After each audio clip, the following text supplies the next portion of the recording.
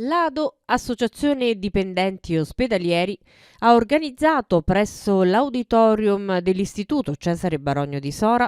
un appuntamento dedicato alle classi prime e seconde delle scuole secondarie di primo grado del territorio, intitolato Boys and Girls e Camici Bianchi, per parlare con le nuove generazioni delle intolleranze alimentari, della medicina, del fenomeno dell'asma e di quanto interferisca con lo sport.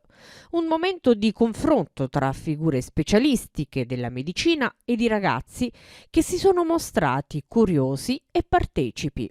Molto attenti, anzi è stata veramente una bella esperienza perché è bello stare fra i ragazzi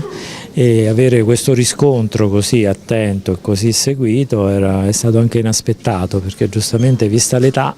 quindi io mi complimento sia con le famiglie che con i docenti che sicuramente stanno facendo un ottimo lavoro su questi ragazzi. A quest'età è opportuno dare delle informazioni precise, citando le fonti e cercando di spiegare che bisogna riflettere e pensare più che credere, anche perché in campo sanitario diciamo che è facile avere delle sirene che promettono delle false risoluzioni a problemi seri. Credo che un evento del genere sia una cosa veramente senza precedenti.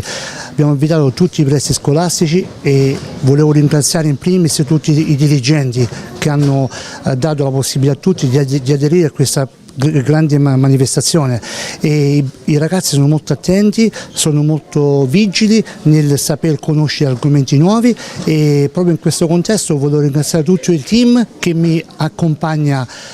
sempre. Questo credo che sia un evento molto importante, soprattutto per i ragazzi, per la loro crescita, per il loro percorso di vita, e noi siamo fieri e orgogliosi di poterlo realizzare e di poter realizzare anche diciamo, prossimamente anche altri eventi così di informazione. E ripeto, ecco, ringrazio tutti. Ringrazio anche la dottoressa Di Vito, che ogni volta è sempre presente e che ha sposato questo progetto.